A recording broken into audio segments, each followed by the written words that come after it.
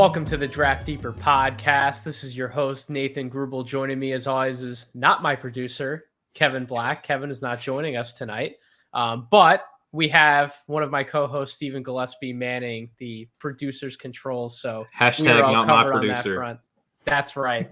And lead co-host Maxwell Baumbach is also joining us tonight. We are back talking about the NBA draft. We're going to go through our 2023 top returners. So this is going to be a mix of sophomores through seniors. We have 16 names picked out for this podcast tonight. So there's obviously about a handful that we're going to have a little longer of discussion about. And then some of these other guys, we're going to go through what are some of the things that we want to see from them so that they can boost their draft stock and possibly get into that first round conversation. The first six, I think it's more or less, there are a number of people who definitely have them at least in decent consideration for a first round grade. So we're going to hop into that stuff really quickly. Before we do, I want to reiterate what we talked about on the last podcast as far as an opening. If you listen to part two of our 30 questions for 30 NBA teams West preview, you would have heard that this podcast is moving to the No Ceilings NBA podcast feed. So for those keeping score at home, this is the last full podcast episode that you're going to find on the Draft Deeper podcast feed. This is an emotional moment. I talked last time. It's been 2 years in the making, really building this feed up to what it is now, having two co-hosts with me, as well as a producer. It's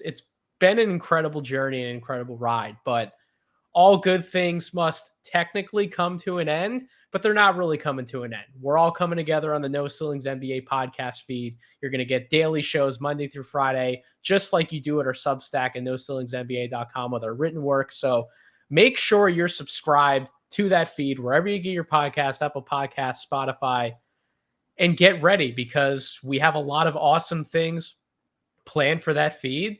I can't wait to see what we keep doing with it. But like I said, last episode here on this feed, we will have a few reminders in the few weeks ahead to make sure you guys are all subscribed over to that feed. But thank you to all of our listeners for your support you've given this podcast over the few years that we've been doing it.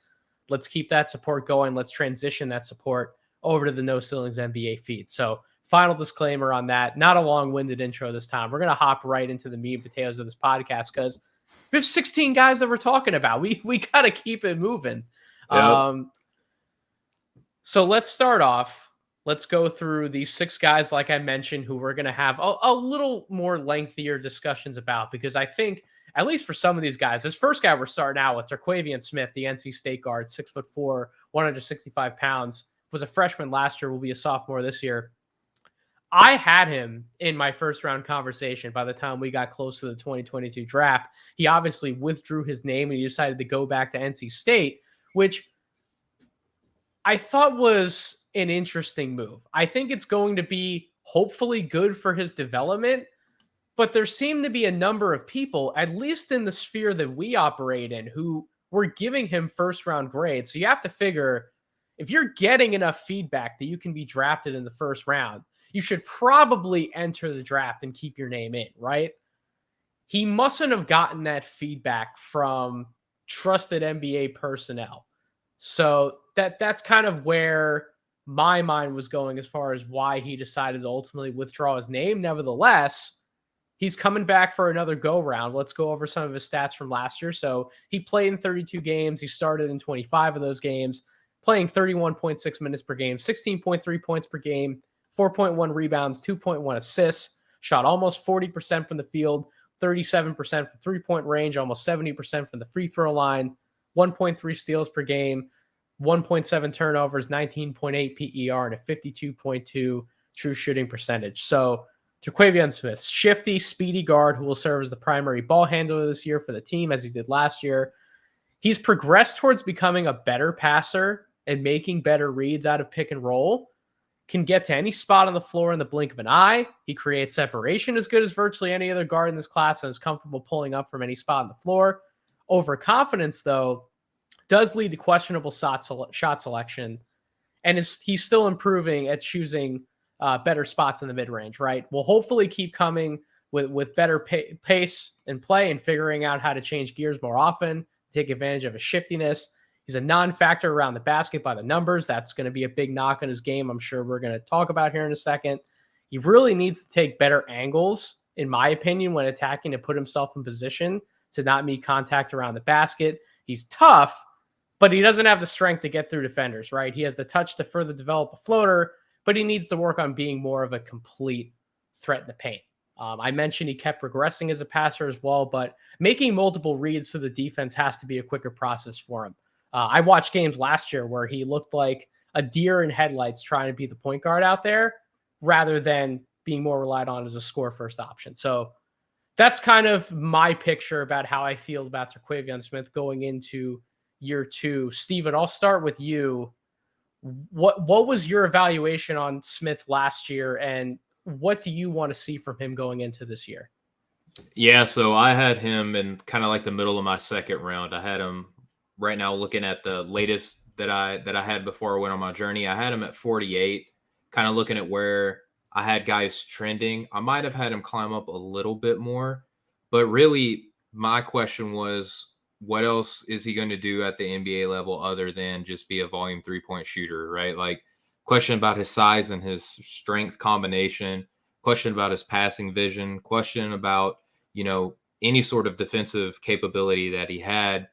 Really, you're projecting him last season as just like a volume 3-point shooter.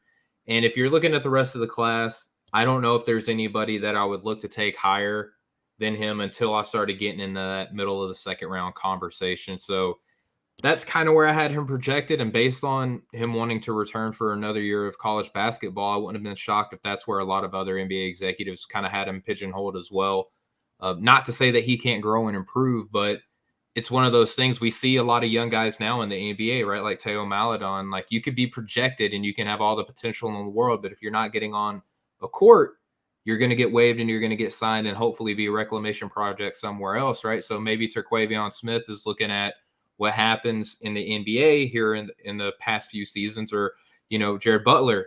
Nathan, I was literally just going to say, give it the last few weeks. Sharif Cooper's got to find another home. Jared Butler just got waived by the Jazz. Like, this is a real problem for some of these point guards. It's not easy to be under 6'5" in the modern NBA. Exactly. So if you're a point guard and there's legitimate questions about the holistic approach of your game, if all you're going to do is shoot threes, like, there's an abundance of NBA guards that can do that. And at his size, Maxwell just touched on it, it's kind of easily replaceable. So that's where I had him look. I would like to see him improve basically in every other aspect of his game other than shooting, right? Like, he's got good athleticism too. Like, I don't want to make it sound like he's just a standstill shooter. He can create. He's bursty. He's got good vertical leap. He can move laterally with the ball in his hands too. So there are tools there for him to improve. But not only him returning, Nathan and Maxwell, I'm sure you might touch on this too, but how about the decision to return and stay at North Carolina State without Darion Sebron creating for him? Like, kind of an interesting decision to me too. Go ahead, Max. Yeah. I was just gonna say that Steven brought up a lot of good points right there. I think with Terquavion Smith, what you're going to talk about, I'm assuming you're going to talk about more of the size equation. The thing with some of these smaller guards, and when I say smaller, he's not like small, right? He's 6'4", 6'4", yeah. But he does have game-changing speed.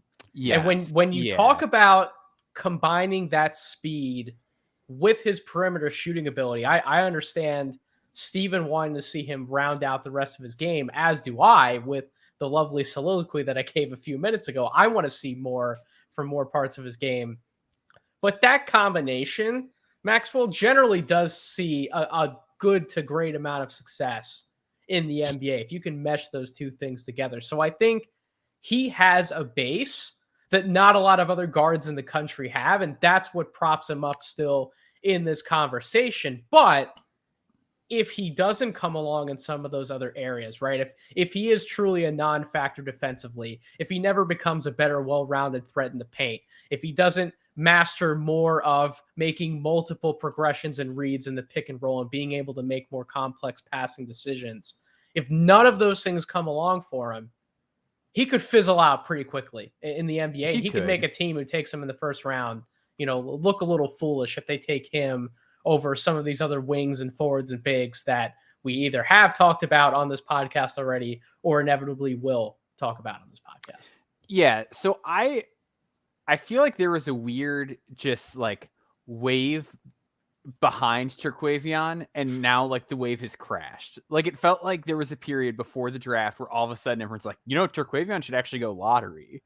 And then he pulled out of the draft, and now like there's just been this cooling period, and now there's people being like, he's like not mocked in the first round for me. Yeah, like, it feels really funny how that very happens. bizarre. Because so going into the last draft, I actually had a second round grade on him before he pulled out. Like I thought he should have gone because the intel was really good. Like every report about him as a person that you hear is very good. And he had a good showing at the combine, and it seemed like he was going to go in the first round. So like, I would not have begrudged him for staying in, even though that was a grade I had on him, because it seemed like that's what was going to happen. He came back, he stayed at NC State, which is interesting. Because there's not a ton of talent there, which is going to make it difficult when your distribution is something a lot of people are going to be looking at. But I still feel pretty optimistic about Terquavion overall. He is in my top 30 heading into the year. Down the stretch, he actually did have a 2-to-1 assist to turnover ratio over the last 10 games of the season, which I really like to look at the last 10 games for freshmen. I think it's very interesting to see if once you got acclimated to the college game, where did you kind of settle out? To your point, though, I think Nathan, you're spot on about as far as progression and making reads and things like that. He can just make the basic passes right now. He's never going to make a pass that really knocks your socks off. But to your point as well about his athleticism, when you have that kind of first step and you have that kind of vertical pop, sometimes it's all you need, and it's a lot easier to get those basic reads when you can just create an advantage out of thin air like he can. He graded out really well as an isolation scorer on Synergy. He was in the 90th percentile on ISOs. And I think that there's like a sneaky good off-ball projection with him too. 86th percentile no dribble jumpers, 87th percentile catch and shoot. Like he's not just a gunner who's going to play with the ball in his hands all the time. My concern's really just inside the arc scoring. He has this first step. He has this vertical bounce, but if he's not going to finish at the rim, how valuable is that? And I do think he's going to get stronger. So that's where the Jordan Poole type of comparison would fall off, because Jordan Poole never had finishing problems in college, and he hasn't had them in the NBA. Now, obviously, he loves the perimeter shot more than going inside and slashing all the time, but he is a more than capable slasher, likely because he has a better body. He's built better than Terquavion probably ever will be. But in terms of the finishing, I mentioned something that I know is just about the angles that he attacks at. What are some of your thoughts about his finishing? Do you think there is legitimate room for improvement? There is. I think part of it is just getting stronger, which he will do. Like, I firmly believe everybody's going to get stronger. And I hate when people are like, actually, because of his shoulders. And it's no. They're all going to get stronger. Like, if somebody who's like into like weightlifting and stuff is a hobby, everybody can get stronger. I do not care what your shoulders look like. If you work out and you eat properly, you will get stronger. Period, point blank. It drives me nuts. And people are like, this guy's body type actually won't happen. No, you're wrong. You don't know what you're talking about. What about the biomechanics, Maxwell? Yeah. So yeah, with him, the angles are an issue.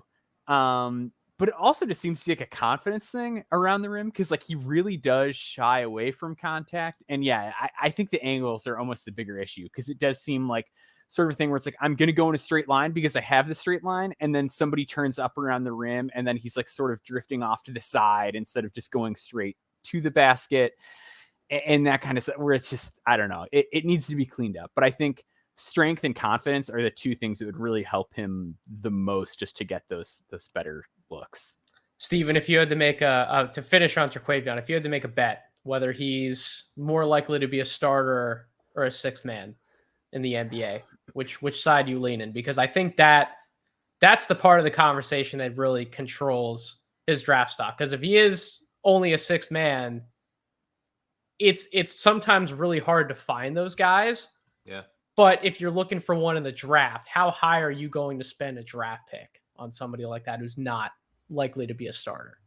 Well, right now I have him 15th on my board coming into the year, and I would probably feel more comfortable in the immediacy with him as a sixth man. So it really just depends on your team. I mean, we're seeing guys like Tyler Hero and Jordan Poole, all getting paid to be very potent six-man creators, and I don't think that trend is going to go down any soon. Even Brandon Clark, who doesn't get a lot of burn for Memphis, just got an extension today as well. So. Yep. I mean, if you're comfortable and you know what his skill set is and you know what he's bringing to your team is something you need, like obviously draft him if you feel like you need him and you value him. But I don't know. I don't have a lottery grade on him yet, but he's like right outside it. So let's move on to a prospect who attends Creighton, also going into his sophomore season. I am fascinated by Arthur Kaluma, the 6'7", 220-pound forward. We were not amongst, or at least in the group chat that I could notice, we weren't amongst some of the first at No Ceilings to really be like, yo, this guy, he's gonna freaking pop. Just watch. I think Tyler Metcalf would probably lay claim to that from what I saw in the group chat. But nevertheless, when we get more time in the offseason to study somebody who we know is going to be a returner, all of a sudden, when you have more time to digest the film, you end up seeing more on that tape, right? When we're not under the pressure, under the gun to be like, oh, we got to get a 2022 grade on this guy. Sometimes having more time is for the best. So he played in 31 games last year, started 30 of those games, 27 minutes a night, 10.4 points per game, 5.4 rebounds, 1.3 assists, shot 44% from the field, 26.5% from three-point range, 67% from the line, 12.8 PER, 51.6 true shooting percentage. None of those numbers are going to stand out and be like, why are you talking about this guy as he could challenge in like the top 20 of the first round? Why are we putting him in that conversation? Great question. I'm glad you asked. Versatile two-way forward who could play an efficient role in the NBA. I really like his defensive ability. He plays with his hands up. He doesn't bite or get himself in poor foul positions. Times his plays with the ball well, slides his feet, and keeps guys in front of him by playing angles. He has a powerful frame. Guys bounce off of him, not the other way around. He's an intelligent cutter and play finisher on the offensive side, positions himself well off the ball and reacts to what the defense gives him. He takes advantage of any and all open lanes to the basket, loves taking his man off the dribble and using his long strides and strength to bully and finesse his way to the rim, where he has a soft touch on runners, hooks, and layups. Footwork on turns and pivots is there for him as well. He's an improving jump shooter who loves taking the open catch and shoot three, can stop on a dime in transition and pop one as well. Good base on his shot. Could stand, I think, to bring the ball up from a higher point, and he needs to continue working to flick that wrist a little better and hold that follow through. That's where I think he could get a little more consistency there. He has all of the tools to be a complementary forward in the NBA, where he could stand to separate himself as if he starts creating jumpers off the dribble to add versatility to his perimeter arsenal. He has a lot of the setup footwork already. Can he improve his handle, gather, and comfort level on those looks to turn into a legitimate three-level scoring threat? And with that development, obviously continuing to tweak those shooting mechanics to become more efficient from distance. So Maxwell, I laid out an interesting outline for a player who fits the archetype of what every single NBA team is looking for. I have a little bit of a comp. I don't know if it's an on-base comp for you. I don't know if it's an off-base comp.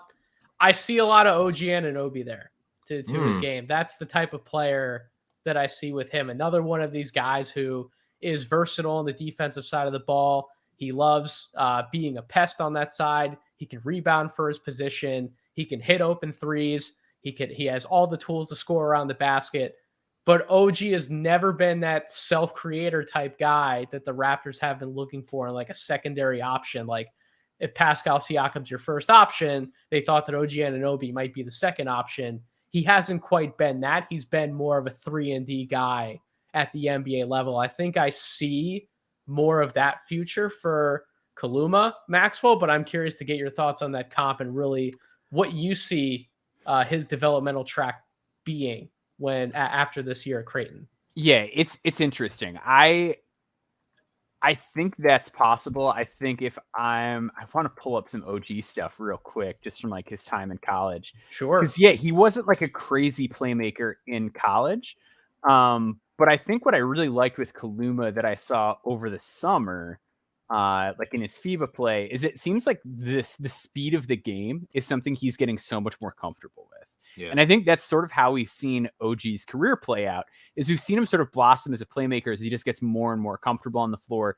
Seasons where he's, playing the entire time, no injuries, everything like that. He's really kind of getting his legs under him. I definitely think that's a possibility, especially when you're talking like frame, build, power, things like that.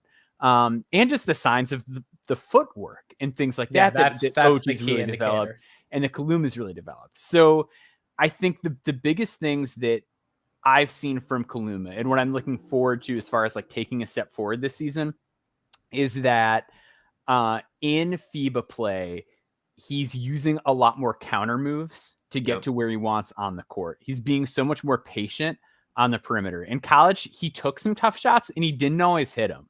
But now he's getting himself better looks, and some of those tough shots are falling more consistently. But just in terms of his handle, his pace, his hesitation, things like that, they all look better. And I thought his balance defensively looked a lot better in international play too. And we saw stretches of that down the season. But I think there's a good chance that he comes out of this year as just a guy who's 6'7", who can consistently shoot off the catch and who's able to get to his spots on the court when he drives. And that's the modern NBA. That's what you're looking for, is a guy who can do that, comfortably defend a few positions. 100%. I mean, Steven, I look at where I have his evaluation now. I can't imagine being much more down from how high I already am on him currently. I don't think he falls out of the top 30 in this draft. I don't think he's going to be one of those guys that falls out. I think he's pretty firmly in the first round conversation for me. What about you? Yeah, I have him pretty high up there. Right now, I have him 11th. I'm a big believer of what I'm hearing from this offseason. He just strikes me as like a classic workhorse dude, and I have a soft spot for these types of players. And if you look at where he was as a freshman and when he got hot, I think it speaks to the discipline that NBA front offices are showing now, where it's not, oh, the guy got hot towards the end of the year and into the tournament, let's go ahead and promise him a first-round draft pick. There was a lot of concerns coming on throughout the entire season. That's why there wasn't that significant buzz about him until later on in the year. So you're looking at a guy who averaged 10-5 in an impressive freshman year, and he's going into an offseason, and he's going to be surrounded by the types of players that should put him in the position to be successful as a returning player in NCAA basketball with the offensive scheme that I think that should translate to a pretty, seamless offensive role for him if we're looking at him and his ideal version of himself. So I like his body control. I like his athleticism, very bursty. The shooting potential that he has, I'm a really big fan of. I like how soft his hands are around the basket when he's not dunking it. He does possess some really soft hands. I would like to see his footwork consistency get a little bit better. I would like to see him be a part of the offense in terms of moving the ball, not just being a play finisher. I think that that his strength and that these counters that Maxwell was speaking to, it's going to leave some passing lanes open for teammates, So is he going to be able to hit Shireman for an open three? Like, that's going to be a little inside-outside game between the two of those, I think would be something very fun to watch. And then isolation defense, if he's going to be a player of this size and build and roll, he's got to be able to lock up guys on the wing. So how about this for a player comp, Nathan? I think he's kind of younger and he's got some things that he has to improve to get to this point. But kind of that trajectory, I look at a little bit of like a Kyle Kuzma type player with Arthur Kaluma, and I think that he could fill that role as like a nice defensive-minded wing who can space the floor and do a little creation, but he's going to look best whenever he's slashing at the basket. That's what I look at when I see him. I see where you're going with that comp, and I think they fall into similar buckets, these complementary forwards who, at their best, they're kind of helping everyone else do their job more efficiently by spacing the floor, by being an active cutter, by being a transition guy, by defending not just their position that they're starting at, but multiple positions on the floor. And NBA teams need more of those guys. They always need more of those guys. So that's why I can't see him falling in the first round. Let's go to another prospect who I think, at least for Steven, might be a little bit of an enigma. Yeah. De'Ron Holmes out of Dayton, the 6'10", 225-pound big man, will also be going into his sophomore season. Played 35 games, started in all 35 of those games, played 31 minutes a night.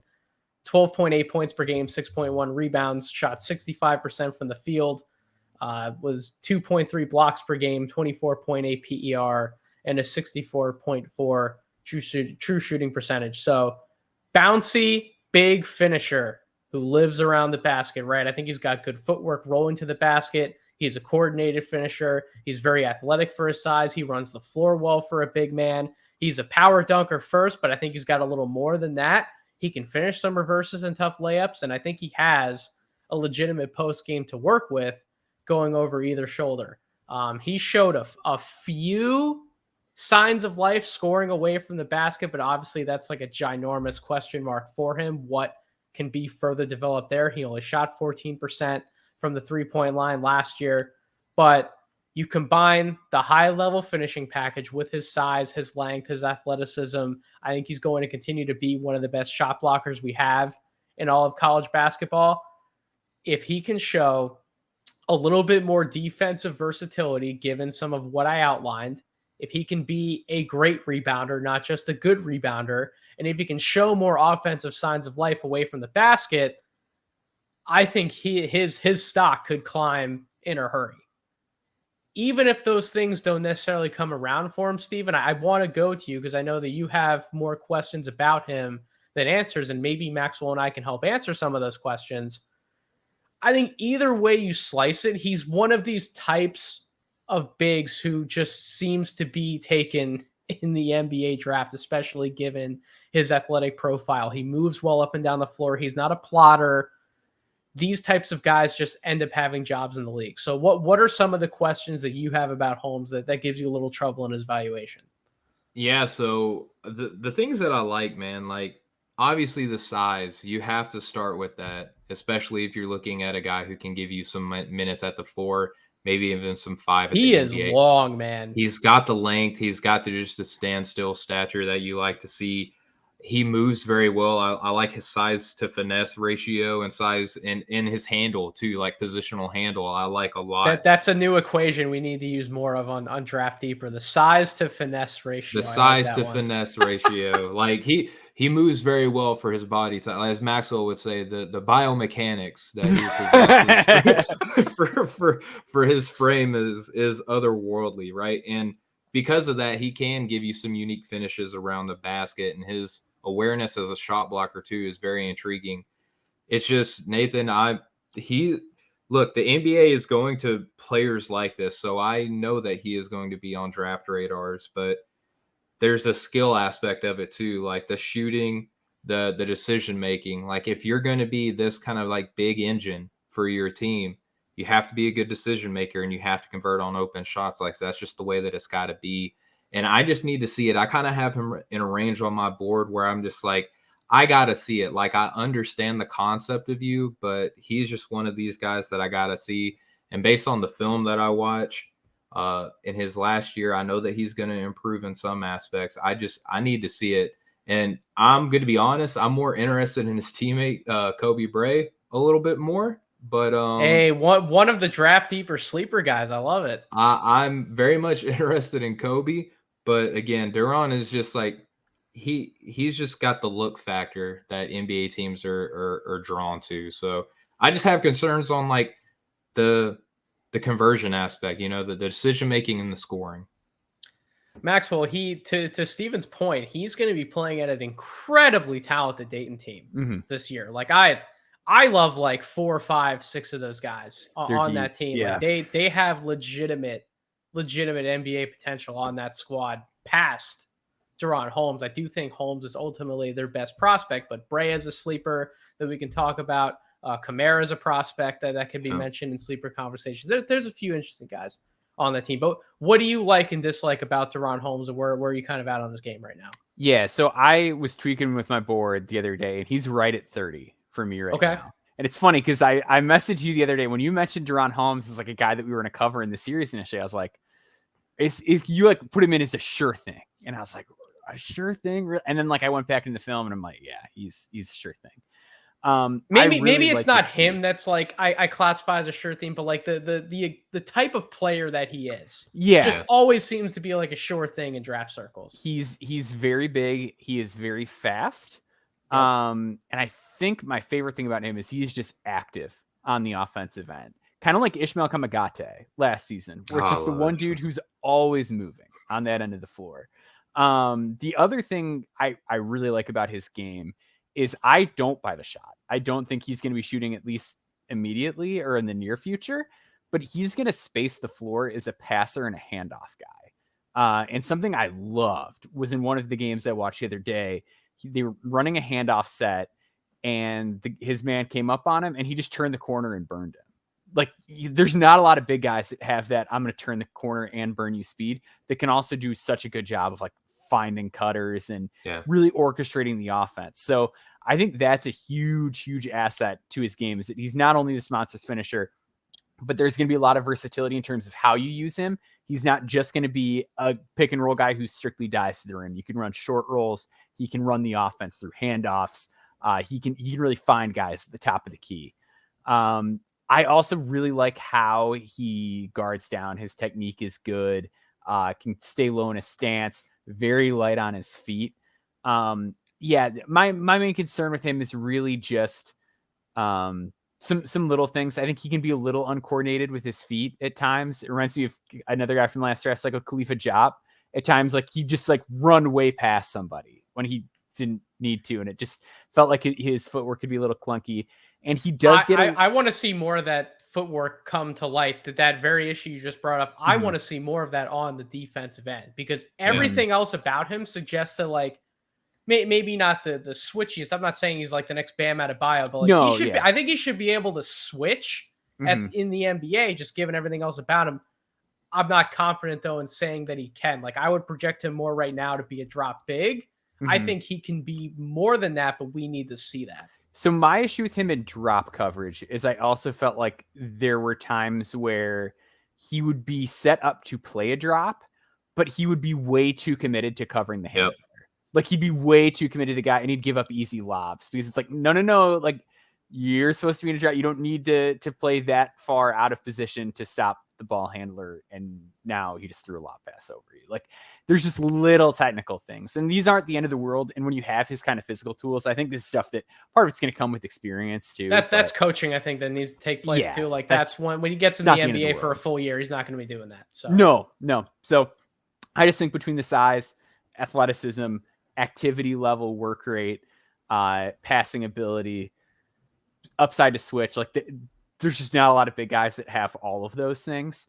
So even if I'm concerned about the shot, I like him better than I liked a guy like Walker Kessler last year, where it's like, I know he can finish, I know he can block shots, but I don't really trust him at all as a decision maker or a passer or any of that stuff. So like I'm really intrigued for him. Those are go ahead. I could stand for him to be, and I know that he will, right? But like, I just wish he played a little stronger too on the defensive side of the ball. You know, like that's really, if he's going to commit, like, be that switchable big in the NBA, got to be stronger in the paint. Like, absolutely has to be. No, I agree with that point 100%. I think some of that comes along with him just developing and maturing physically, which I think will continue to take place for him, which that's good news. That's something he can continue to work on and grow into. His shoulders, though, I don't. No. So those were three prospects who I think have some more upside to be tapped into this group. There are some other guys that I do want to spend a little bit of time on, and then we'll do some of the rapid fire through those other 10 names.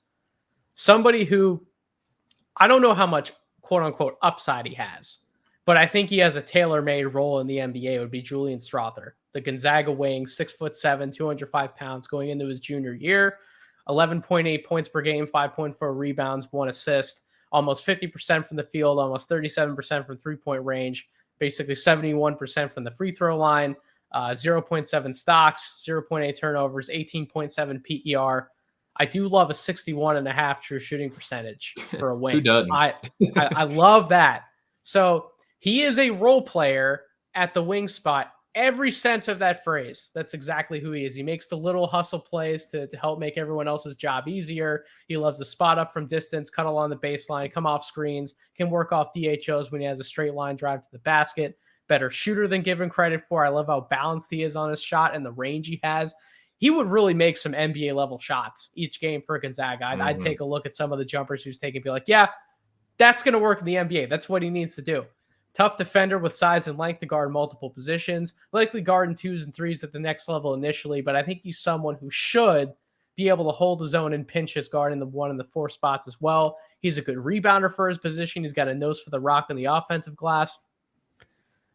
Steven, is there more, though, to unlock with his offensive game? What would his decision-making look like in an expanded role? Can he maintain his scoring efficiency with higher volume? Does he have the bag to reach into in order to create tougher shots one-on-one? Like, is there more to tap into offensively, or should we just be really happy with the player we see right now and consider him for a first-round grade as long as the production continues to bear out this year? I never want to say that a player is ever done improving, right? Because I think that you can improve even in the areas that you're good at, right? Like in your accuracy, your efficiency, like maybe even some more like movement shooting would be something that we could stand to see from him. But overall, from what I've seen, I don't think that the handle is going to get there. I think that's why he's kind of remained a role player despite like elevating in class over the past couple of seasons.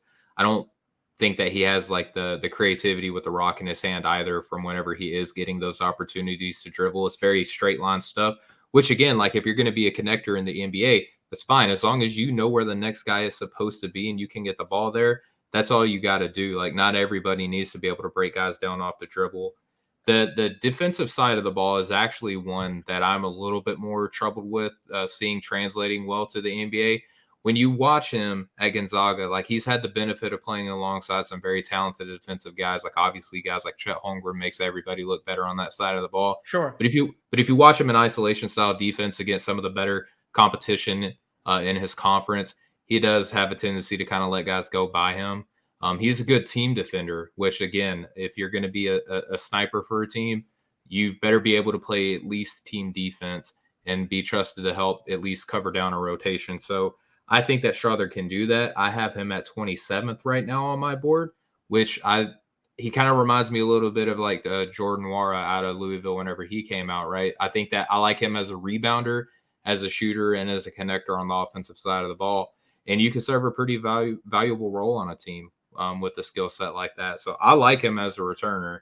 I think that what we see is what we're getting. But again, like efficiency, getting a little bit better off of off-ball movement shooting would be an area that I think that is very realistic for him to grow as this year at Gonzaga. Maxwell, obviously plug your thoughts about the span of his game, but specifically on the defensive side, I heard you kind of nod your head in agreement with Steven. If he's not there for you defensively, what are some of the ways you think he can show to improve this year and then maybe get there on the defensive side with Gonzaga? Yeah, I think he's got to get quicker. I think he looked slow on the defensive side of the ball. He really tells on himself whenever it's like an isolation setting because he will sag very far off of his man. And like even in situations where he's guarding a screener, like he is looking to play like a deep drop if he's guarding somebody who's setting a pick and roll. He's just not very quick to stop drives.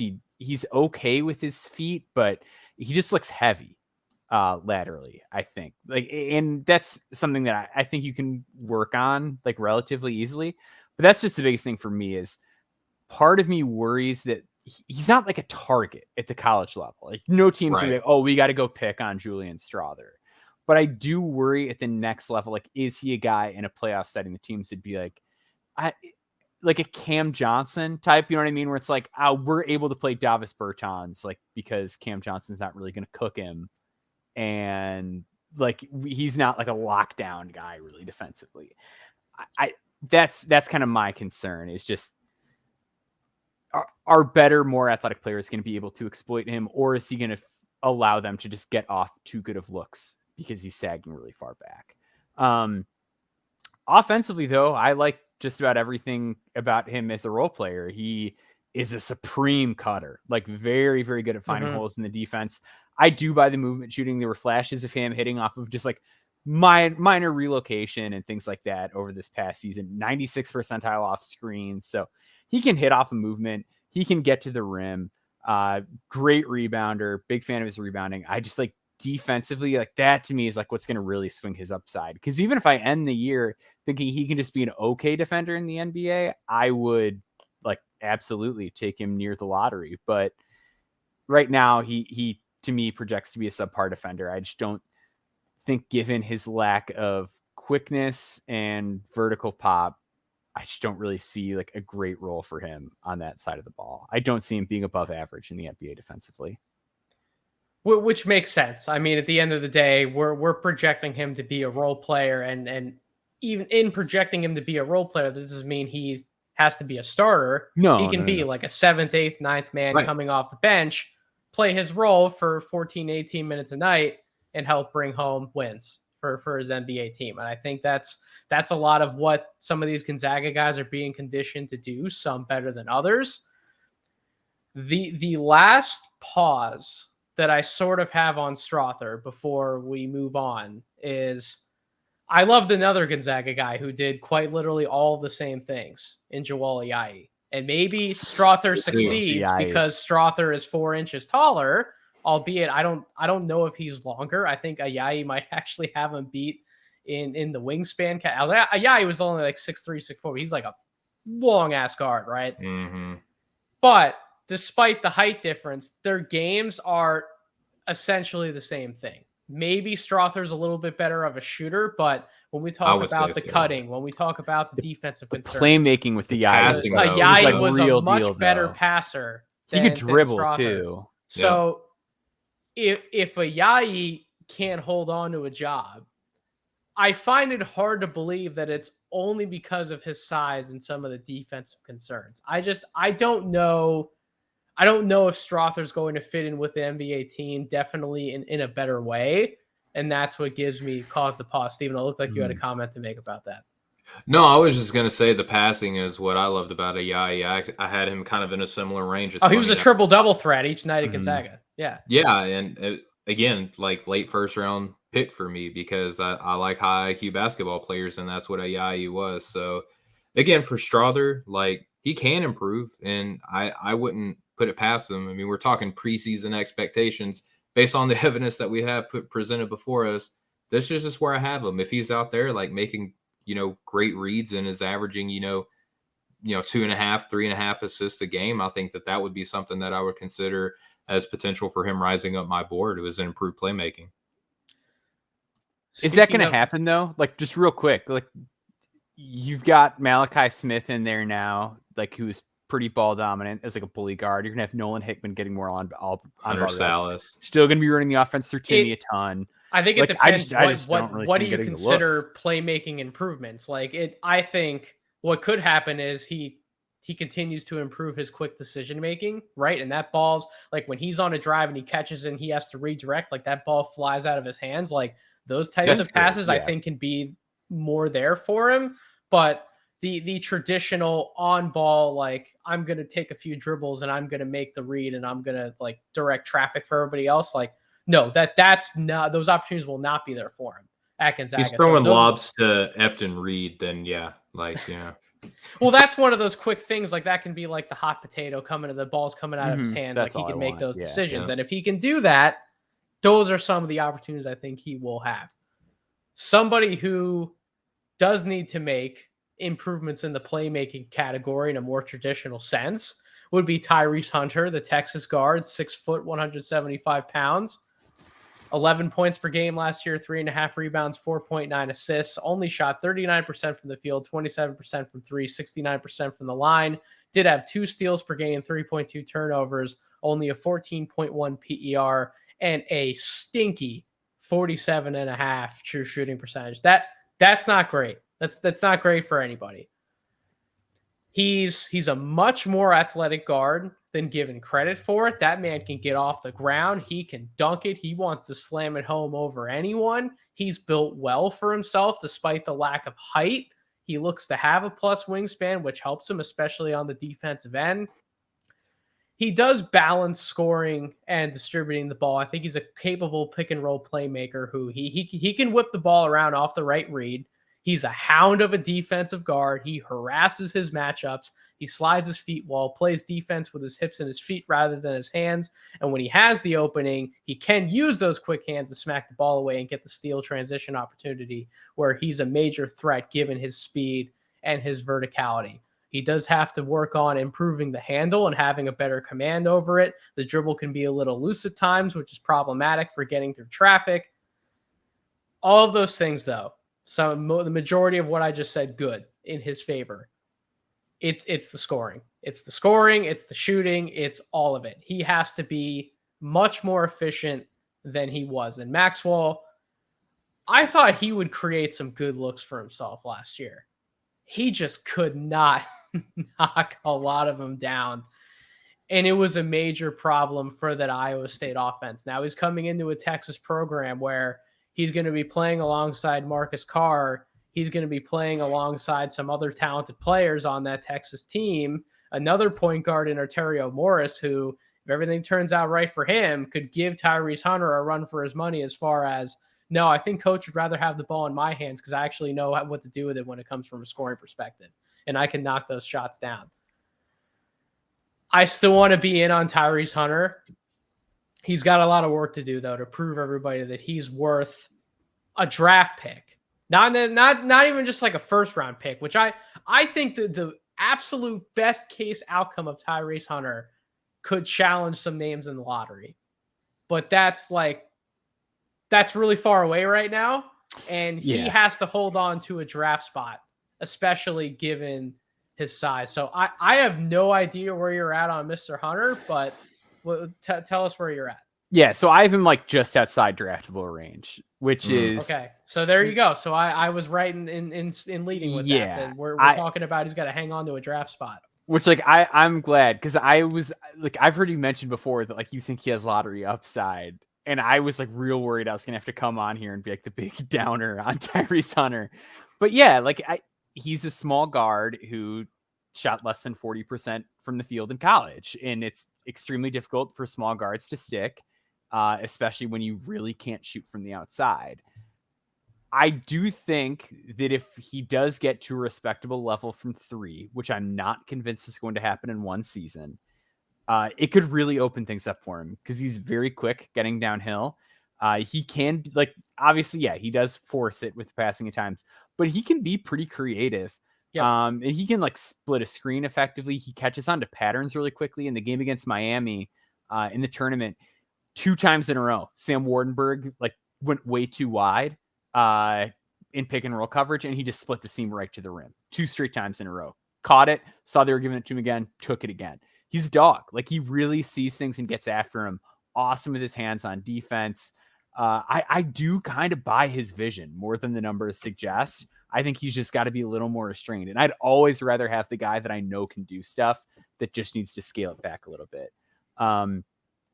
Still, I think he more so than with the passing, like bites off more than he can chew, trying to prove he can be a tough shot maker. And there are some rough misses, even on the more simple shots from long range that like, to me, I'd almost rather him just take 2 years. Like I don't want to put like the burden of expectation on him to be like, oh, you know, Tyrese Hunter, he's really got to prove it this year. Like let's not rush this guy. If it comes this year, awesome. He's a very fun player.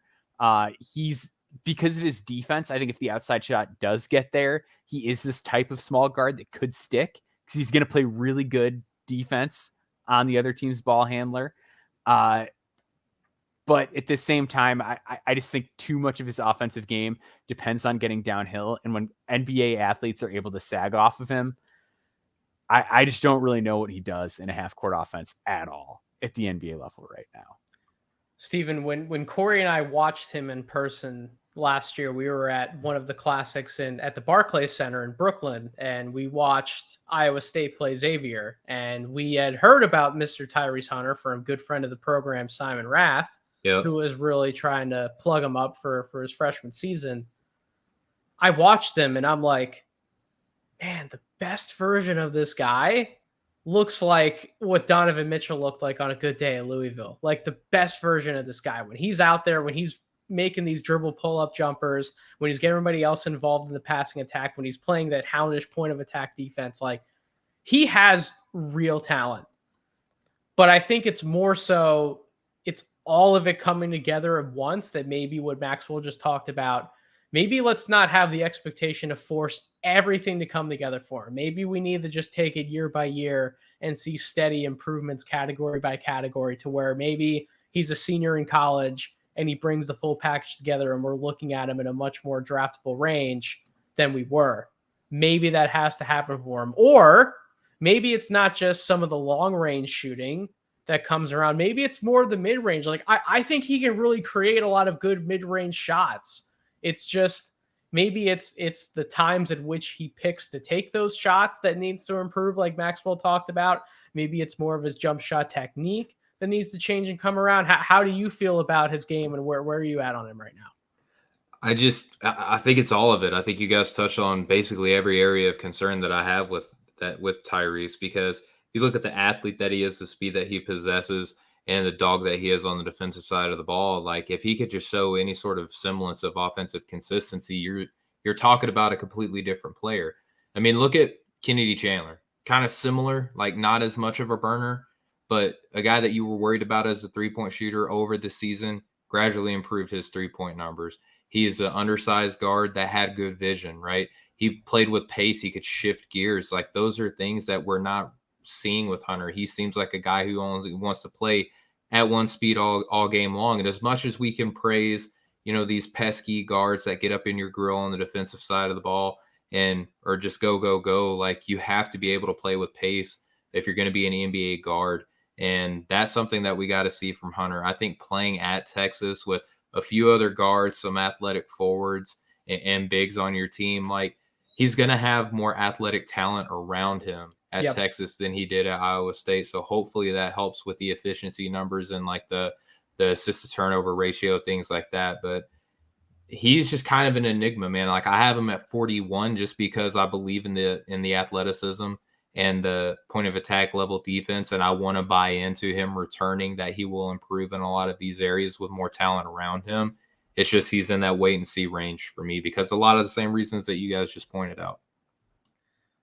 This last guy that we can talk about in this section of the podcast, I'm curious to see if we're in wait and see mode with him, or if we're jumping all aboard. We're getting ready to crash the bandwagon. So Chris Murray, brother of just drafted Keegan Murray at Iowa, the 6'8", 225-pound junior forward, played in 35 games last year. Only started one game. He was a bench weapon for the Iowa Hawkeyes.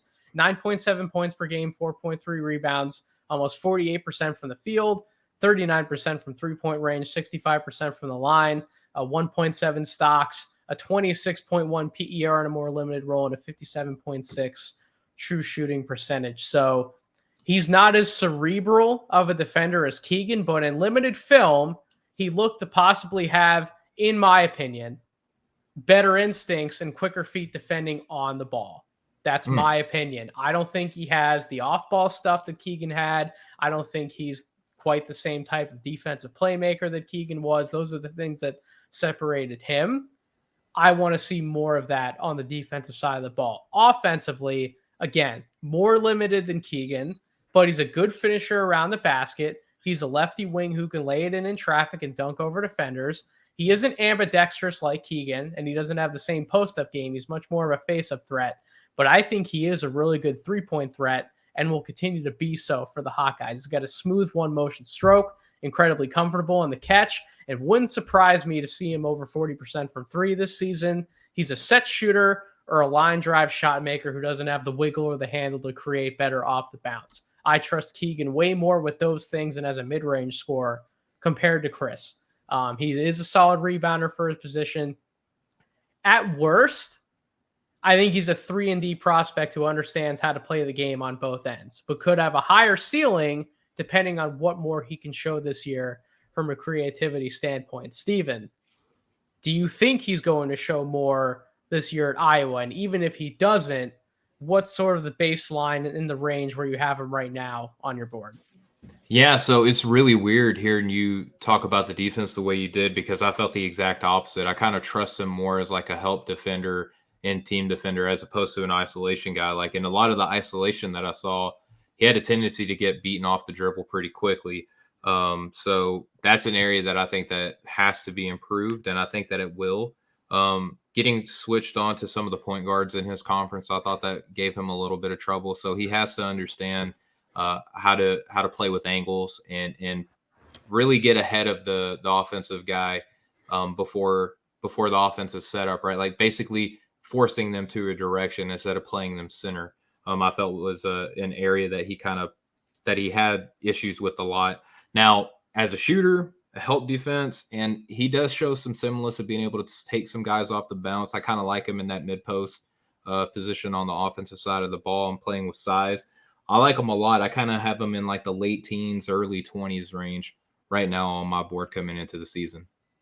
That's a range that I think could be comfortable for him throughout this process, especially if he embraces being a starter and really a leader on that Iowa squad. What do you think about his game, Maxwell?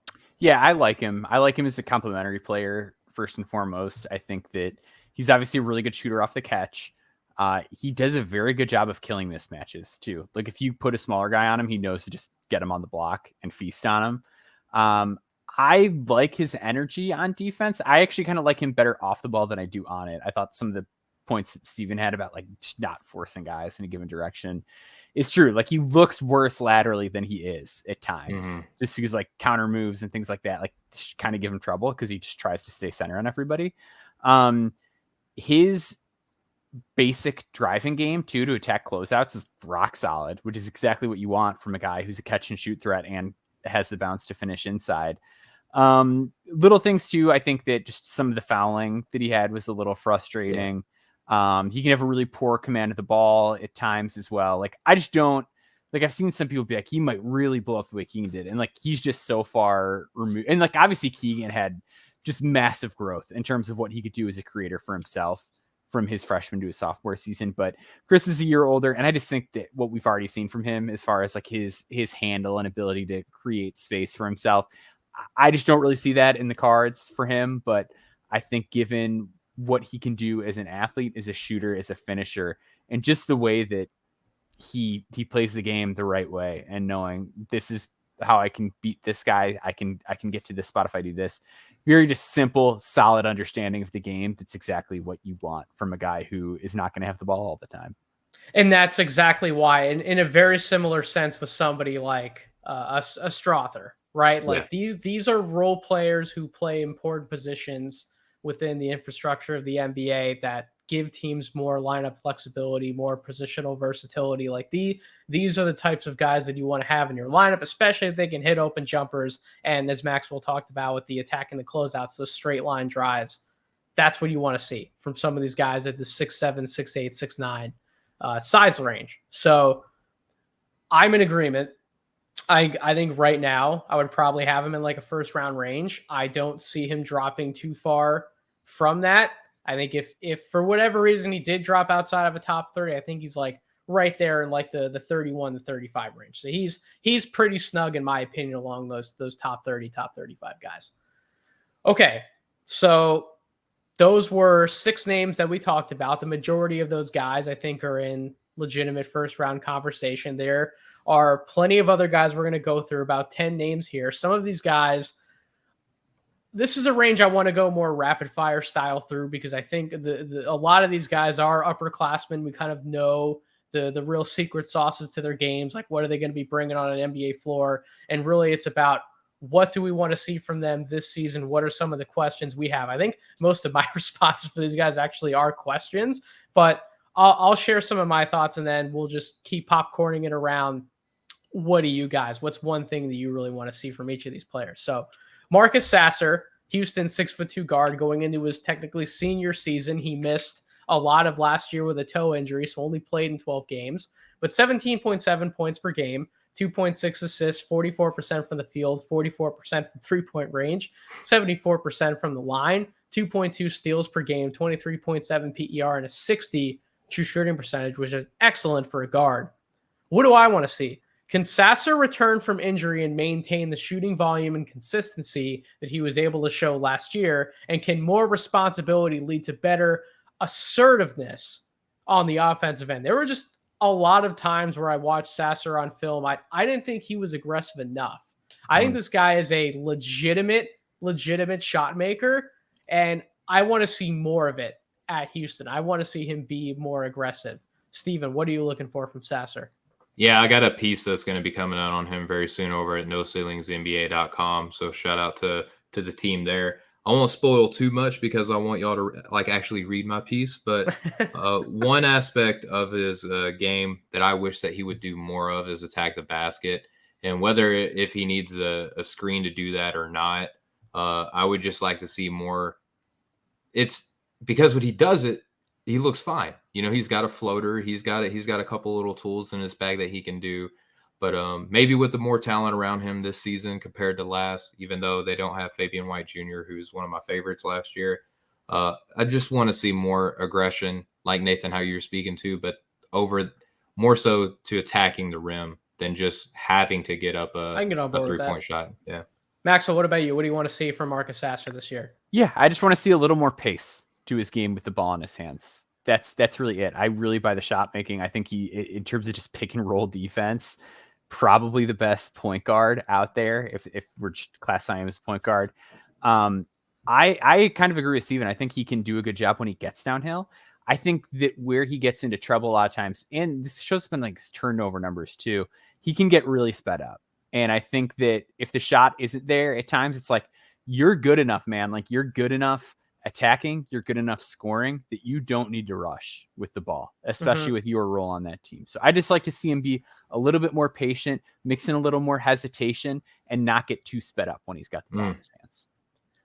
Mike Miles out of TCU. Interesting that he didn't stay in the draft last year. I thought there was enough good positive buzz for him, but nevertheless, the 6'2", 195-pound guard is back for his senior season at college. 15.4 points per game in 31 games played, 3.8 assists, 38% from the field, 29.5% from three-point range, 75.9% from the free throw line, 1.2 steals per game, 15.1 PER, and a 48.2 true shooting percentage. Maybe me reading those numbers, if you're listening at home, maybe that's why he didn't stay in the draft last year. So what do I want to see? Can Mike Miles find a way to become a more efficient scorer inside the arc to better balance his repertoire in terms of scoring and distributing? And it all comes back to the efficiency, because Maxwell, when you watch the Mike Miles tape, there are so many positive indicators just breaking down the film to be like, not only can he be a backup point guard in the NBA, but like he might have a shot as a starter despite being the smaller guard. Like he does so many interesting things on film. What do you want to see from Mike Miles this year? Yeah, I think Mike Miles might have been the most hounded man in college basketball last season. Like the film, it's one of those things like you look at the numbers and it's like, oh, no way. And you watch the film, it's like, oh, this guy's actually really good. I want to see him just be consistent as a shooter off the catch. Obviously, I mean, you talked about him scoring inside the arc more. I just want to see him knock down those shots off the catch again. He can hit it from NBA range. The shot looks pretty. They just didn't fall last season. He was 16th percentile in synergy on jump shots that were not off the dribble, no dribble jumpers. So I just want to see that from him. When he does get those easy ones, I just want to see him convert. Steven, what do you want to see from one of the most exciting players in college basketball? I mean, he and Marcus Sasser are so similar. Like I have a lot of the same kind of concerns carried over from one player to the other. Could you believe that those two are the exact same size and weight as listed by their team websites this year? Something that's about funny. That seems off. Yeah.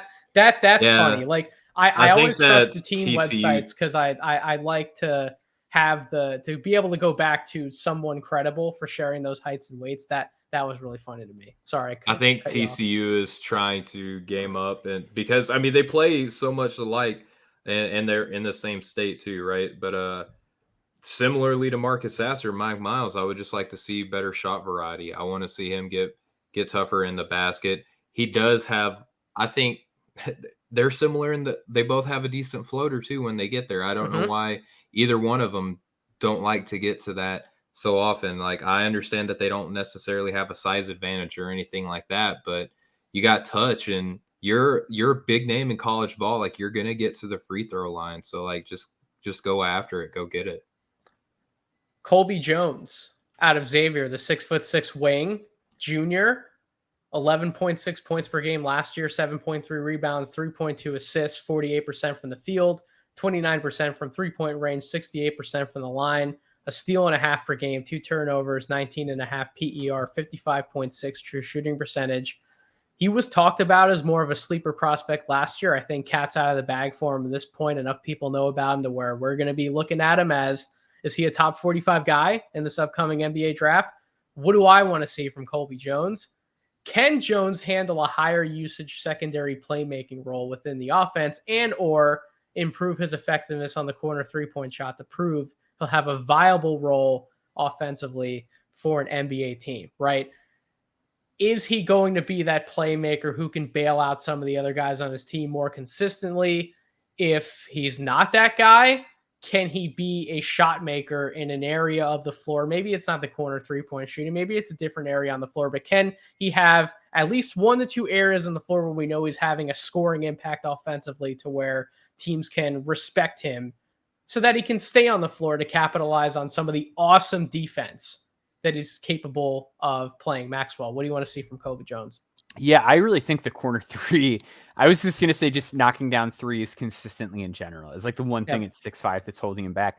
But I really think given his size, strength, and athleticism, he might just need the corner three. I think it was John Rothstein that mentioned that at one of their practices, he's been playing the 4. And like when you look at how he competes and how he rebounds, it's at the college level, certainly it's a viable option for him. But at the NBA, I think he's going to comfortably play the 2 and the 3. I really trust him as a driver, as a passer.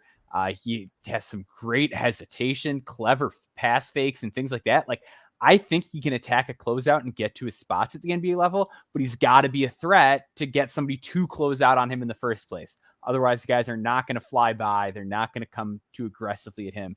It's going to be very soft closeouts. So he needs to draw those hard closeouts. So the corner 3, the corner is just a great place to park a guy like that. Yep. So the corner 3 is big, but just 3-point shooting in general too. At 6'5", he needs it.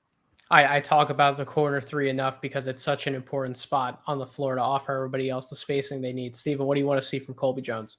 Yeah, I mean, not to sound like a parrot in the room, but I mean, it's the corner 3. It is, you know, yeah. You have to, with everything that he does, like he could still be effective without it, right? Like we see guys like Bruce Brown, and maybe is Bruce Brown going to be like the next guy that with guys without shots that we just say he's just a high energy guy, like let him be Bruce Brown.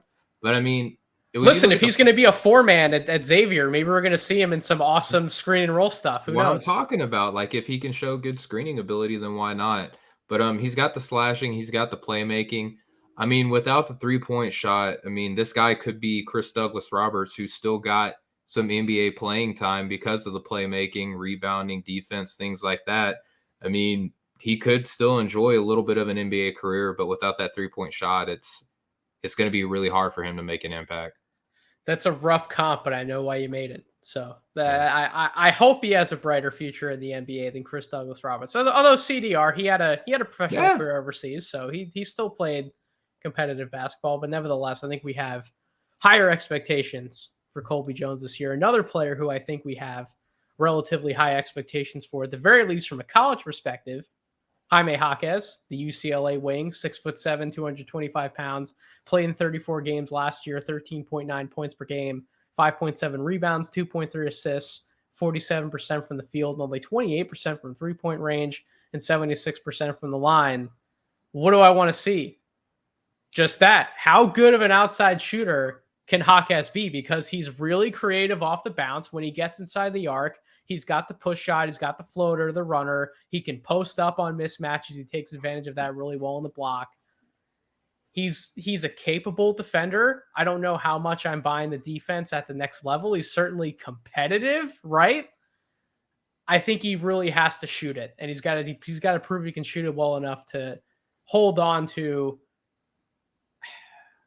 more than just like, I'm going to throw you in for 10 to 12 minutes a night. I think the shot really needs to be there for him. Some people in No Ceilings disagree with me, Steven. Some people in No Ceilings think that, like, you got to have Jaime Jaquez and like your top 20 guys. Like, what are you doing? They wanted to have Jaime there like the entire draft cycle last year. So maybe just because I don't see it, though, that doesn't mean it's not there. So what do you want to see from Jaime Jaquez? Yeah, I tried to keep making Jaime a thing because of the guys at No Ceiling last year, but to me it was really hard, man. Like even coming into the year, I have him at 49 on my board, and I would just say that it.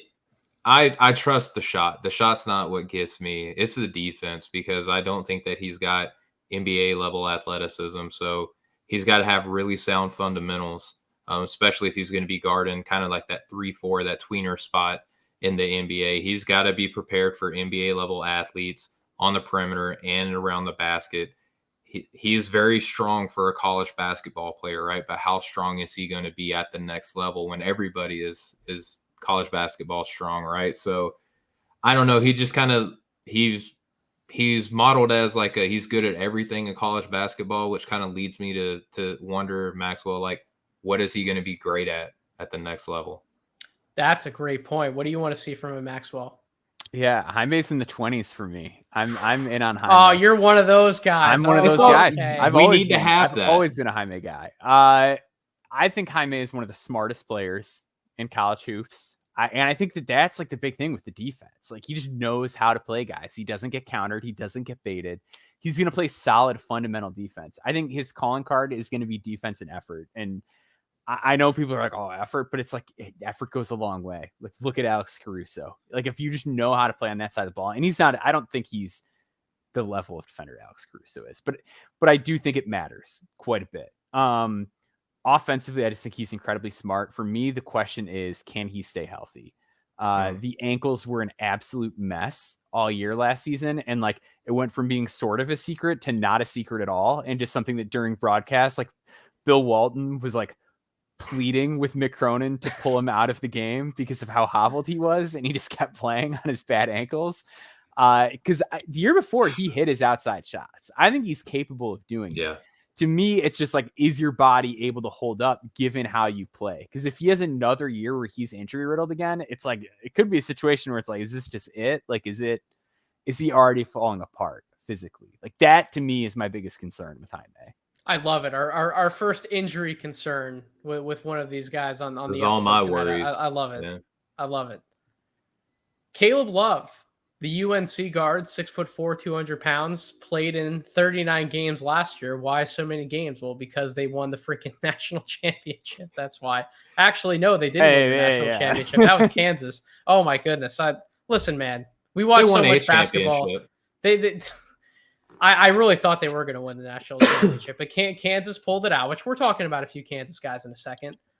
15.9 points per game, 3.4 rebounds, 3.6 assists, 37.1% from the field, 36% from three, 86% from the line, 2.7 turnovers, 15 PER, and a 51.2 true shooting percentage. So what do I want to see? If it wasn't obvious enough from the numbers, can Love become a more efficient finisher around the basket to open up the rest of his perimeter-oriented scoring attack? This man loves to take jumpers. He loves to make jumpers.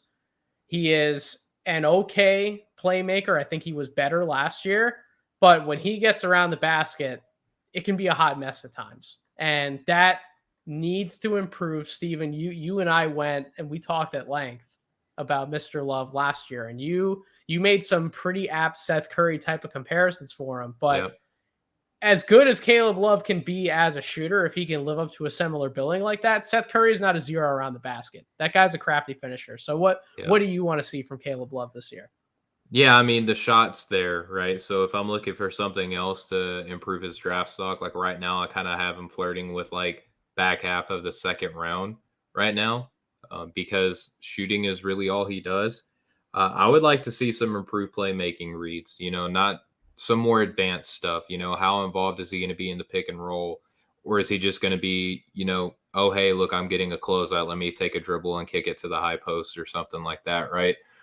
He's splitting time with RJ, so I would just like to see him insert himself more into the let me get other people involved, because I think that that's going to be the aspect that NBA teams would look at that and say, like, all right, like we got a guaranteed bucket from beyond the arc. If, our best player has enough gravity and he's drawing extra help, I can trust Caleb Love to make him pay from outside and get other people involved. So that's kind of what I'm looking for is, can you get other people involved? No, that's absolutely a fair criticism. When I said he was an okay passer, Maxwell, like I meant it. He's just an okay passer. What else do you want to see from Caleb Love this year?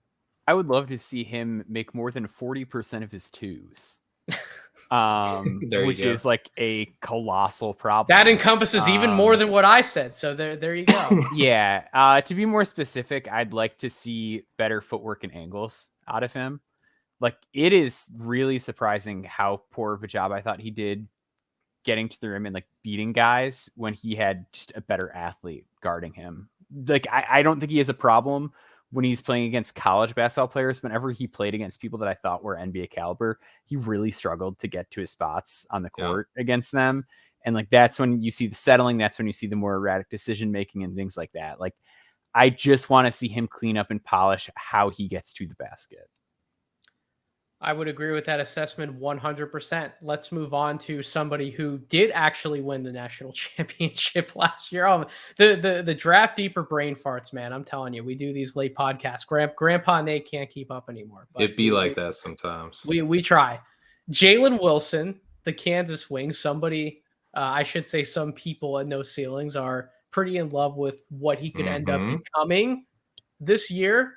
Played in 37 games last year. Started in 27 of those games, 11.1 points per game, 7.4 rebounds, 1.8 assists, 46% from the field, 26% from three-point range, 18.4 PER, and a 54.4 true shooting percentage. What do I want to see? Wilson will be a much more featured scoring option this year at Kansas. They're going to rely on him as a veteran presence. So with the upped volume from distance, Maxwell, since you do buy into Jalen Wilson's improvements and continued improvements, will he also keep the efficiency at or above where he was last year on potentially significantly higher volume from three-point range? What do you want to see from him? Yeah, so I want to see him shoot like he did at the Combine. I thought at the Combine, like, he was 100% hitting from NBA range. And I don't expect him to hit like 57% or whatever he did during Combine week.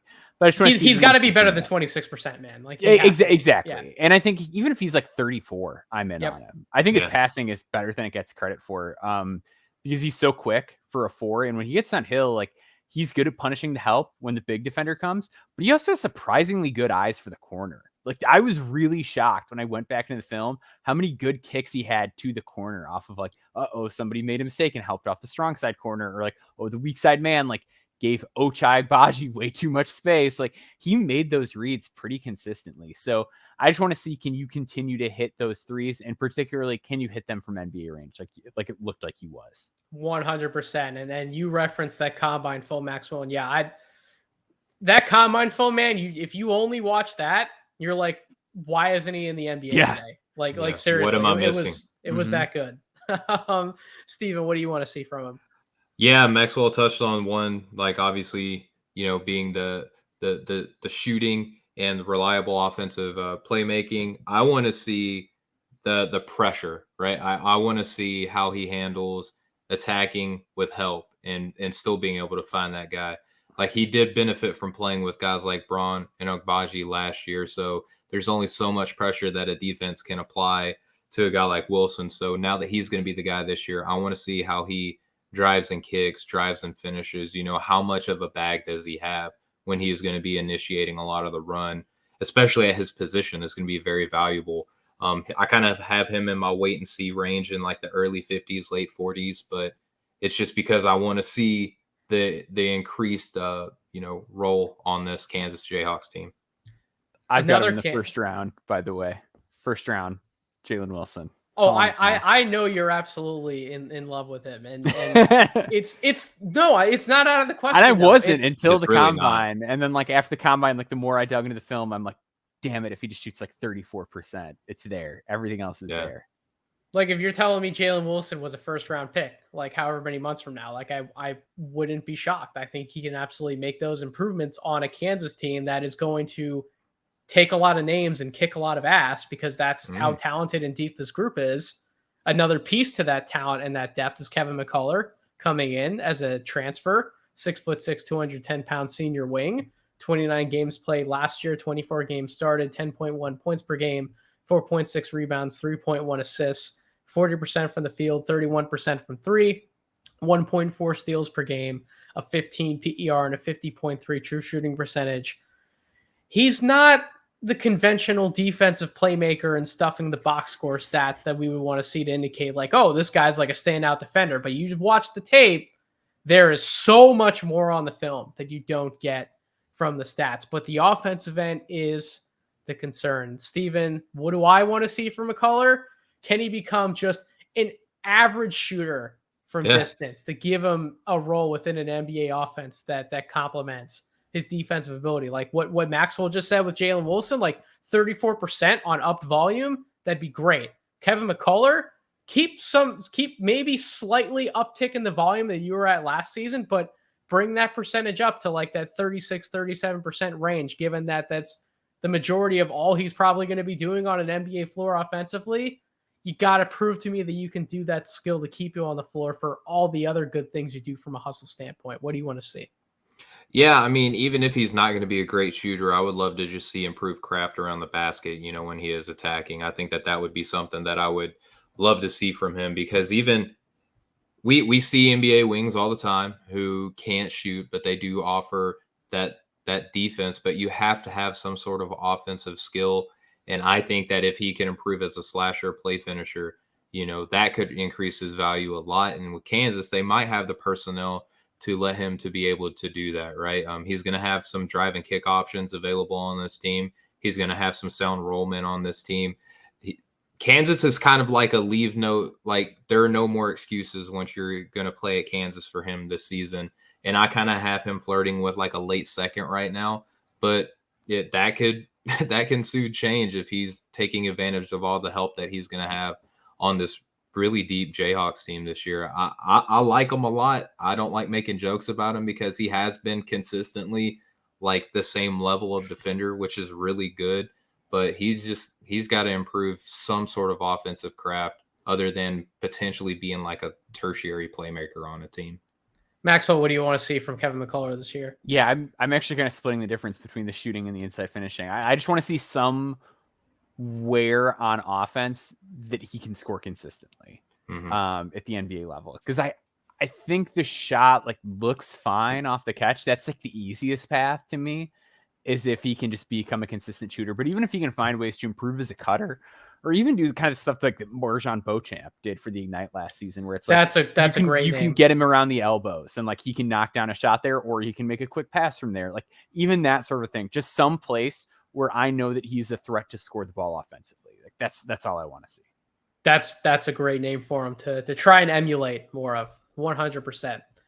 So two of these next three guys did not get a ton of opportunity last year, but we'll certainly see significantly more opportunity this year, especially on the offensive side. We'll start with Jordan Hawkins, the UConn guard, 6'5", 195 pounds, 27 games played last year, only 4 games started, played 14.7 minutes a night, only 5.8 points per game, 35% from the field, 33% from 3-point range, 49.8 true shooting percentage. What do I want to see from Jordan Hawkins, Maxwell? Listen, it's not just the no ceilings guys. There are plenty of people on Twitter and social media who are talking him up like, man, the breakout potential with him, the number one scoring upside potential with him at the college level could really translate into a nice opportunity for him at the NBA level. All right, well, let's see it. How much of a primary scoring role can Hawkins actually handle from an efficiency standpoint? Because even in a more limited role, Maxwell, the efficiency wasn't great. Maybe that's just rhythm. Maybe that's just him coming in as a freshman. Maybe that's he's in the lineup, he's out of the lineup, like he just can't get comfortable. What's he going to look like as a primary guy, and can he actually do it efficiently? What do you want to see? Yeah, that's a great question. And I think with Andre Jackson potentially missing the start of the year now, like that's even more pressure. You might get an answer to. Yeah. So I'm really excited about that. I want to see him do better against closeouts. I think that he does a nice job just operating with the ball on an island and like using his dribble craft and getting low and things like that. But there were times where guys would close out like relatively hot on him and he just did not get where he wanted to get. So I just like to see more improved quickness and burst out of a standstill on offense, because I think he is going to shoot better. He runs his actions really hard and he hits some nice shots off of movement. He did a better job keeping his feet aligned with the hoop which is something that he wasn't doing early in the year, which is the most frustrating shooting quirk in the world to me when guys have that issue. But he really cleaned that up, and I think he's going to shoot it. I just want to see him just get places quicker with the ball on offense. Steven, I think you're a little higher coming in on Mr. Jordan Hawkins, if I'm correct. Maybe I'm not. I have correct. him 38. I have him 38. Like I don't think I'm low on him. Yeah, but he's like 43 for me too. Yeah. We're in the same range. Okay. Yeah. Well, what do you want to see from Mr. Hawkins this year? I would like to see some competent defense. Like I think that what's really going to kind of set him apart, if you're looking at an NBA role, again, like the NBA is not shy on guys that can just come in and shoot from outside. You know, can he come in and give you some point of attack defense? You know, kind of like a Landry Shamet type role in the NBA could be something that we might be envisioning for our guy here. On top of that, like willing passing, I would love to see that too. You know, how much of a playmaker can he be? You know, not necessarily initiating the offense, but can he keep the ball moving? Can he get others involved as well? I would kind of split the difference between those two. Moving to another guard who's going to get plenty of opportunity this year in a sophomore season, Nolan Hickman, the Gonzaga guard, 6'2", 180 pounds, played in 32 games last year, did not start in any of them, was 17.2 minutes per game off the bench, 5.1 points per game, 1.5 rebounds, 1.3 assists, 44% from the field, 30.8 from three-point range, 66.7 from the free throw line. What do I want to see from Nolan Hickman? Is Hickman capable of being a lead guard who can distribute as well as he can theoretically shoot? And what does that role look like at much higher volume given what he was walking into last year? What do you want to see from Nolan Hickman, Steven? I'm a big believer in Nolan Hickman. I kind of have him in my wait and see range, just surely out of trying to check my own bias because I was pretty big on him last year. I do believe in the shooting. He has one of the prettiest shot releases that I saw last year. It's crazy that the efficiency is where it was. I would just like to see the efficiency tick up. And then, you know, how is it an increased offensive responsibility going to take away from his defense? Because there was some very interesting point of attack stuff to his game last year. Maxwell, what do you want to see from Nolan Hickman? Yeah, basically the same as Steven. I want to see an increase in his efficiency, and I want to see an increase in role. I want him to stake out a claim and steal those Andrew Nembhard minutes. Mm-hmm. I am not as big on Malachi Smith as a lot of people are. And I really think there's a world that like Nolan Hickman just is the guard, and he should be. And they'll play those other two guards, Rasir Bolton and Malachi Smith, alongside him. But I just want to see him take over the offense. I think he's going to be a really good off-ball shooter, but I want him to be the on-ball creator for this Gonzaga team, and I want to see him close the year with effective shooting splits. I think he really needs to be to up his stock in NBA draft circles. That is who he needs to be. The last name on the list, Harrison Ingram. The Stanford forward, 6'7", 230 pounds, coming in for his sophomore season. Played in 32 games last year, started 30 of those games, 31.1 minutes per game. Played a significant role in certain respects for that Stanford team, certainly on the defensive side of the ball. So, Nathan, why do you have him as last on the list if he was playing a major role last year? Shouldn't we be talking about him in a much higher regard? Well, what do I want to see from him? Any semblance of efficient scoring from anywhere on the floor. Harrison, just give me something, sir. Just give me anything. Like, Maxwell, I'm sorry, but 47.9 true shooting percentage for a 6'7", 230-pound forward. That's the best you got. And it's not like he's one of these guys where you could argue against his true shooting percentage because he's living from taking and trying to make perimeter shots. Like, he would take open threes. He would dribble into some threes, but a lot of the damage he was trying to do was around the basket, and he just could not finish around the basket either. So I don't know what he's doing on an NBA floor from a scoring standpoint. I still don't know. I think that's why he wasn't a guy who stayed in the draft last year, but that's why I want to see just any semblance of efficient scoring. What do you want to see? Obviously that. I think so. There's two things, and one of them is like from the draft community as a whole. people talked about Stanford like they were like the worst basketball team in the country last season. And I think really over exaggerated the lack of help he had. They finished 500. Spencer Jones is really good. Jordan Belaire was good. Brandon Angel had a good season. Like this team did not totally suck. Like it was perplexing. I still like Spencer Jones, by the way. I do too. Like he's really good. Like I think a lot of people were just like way too happy to make excuses for him. I want to see him get in better shape. I think that was like the biggest thing on both ends that betrayed him was just he didn't move very well. But I think he's a really smart player. And like, I think this guy just eats at me because I was so wrong about him. But Delano Banton also had terrible true shooting percentages. But I think where Delano has a big leg up is he's just a much better athlete. And he was really thin, but he moved a lot better. And I think if Ingram can just do that, I think it's going to make him a much more effective defensive player. It's going to allow him to use his intellect better because he really sees the game well. He is a smart player. They don't let guys like me into Stanford. You know, you got to be a smart guy to go to school there. No, absolutely. Period, point blank.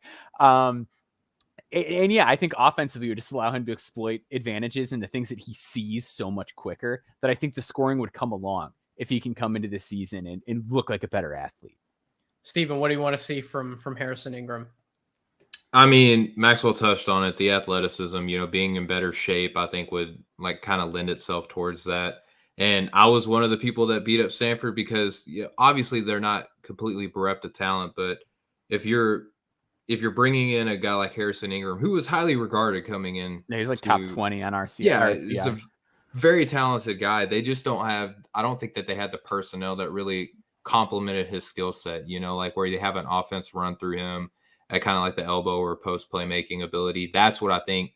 You know, when I was criticizing Stanford, that was more so the areas like you just don't have the players that accentuates him. Like, could you imagine him and Terquavion Smith on a team together? Like, those would be like the two types of players that would like highlight each other's strengths and like negate each other's weaknesses a lot, because I like Harrison as a defensive guy, but he just needs guys who can spread the floor and keep pressure off of him as the lead playmaker out of those areas of the floor. So I would like to see improved help around him for his skill set, but ultimately I think, you know, being in better shape is the more easy of those two things.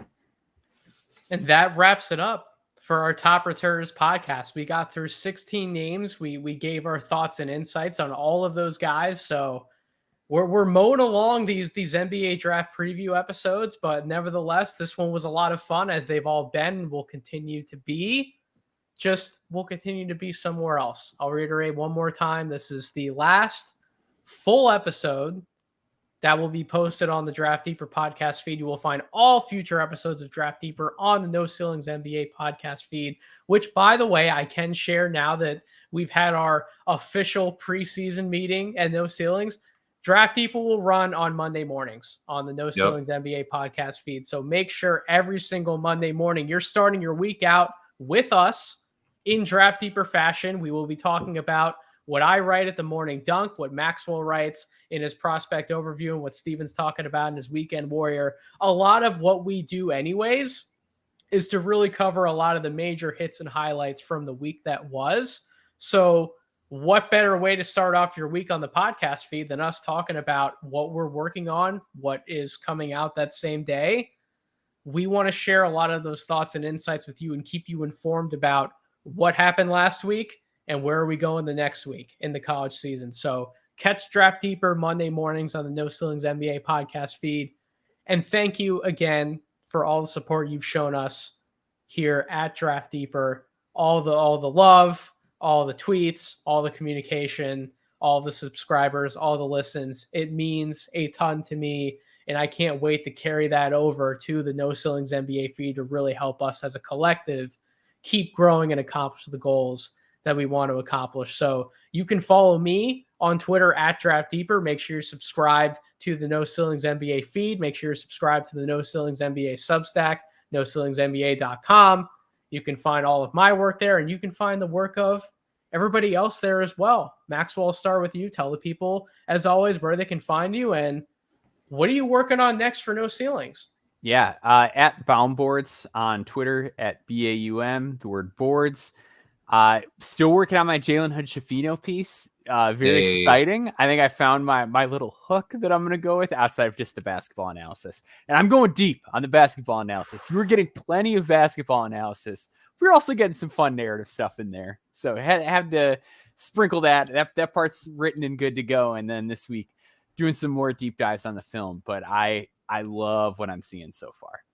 Oh, we love Jalen Hood-Schifino as a prospect, so definitely That's right. we will keep our eyes out for that. Steven, plug yourself as well, and you already teased Marcus Sasser's next on the list, right?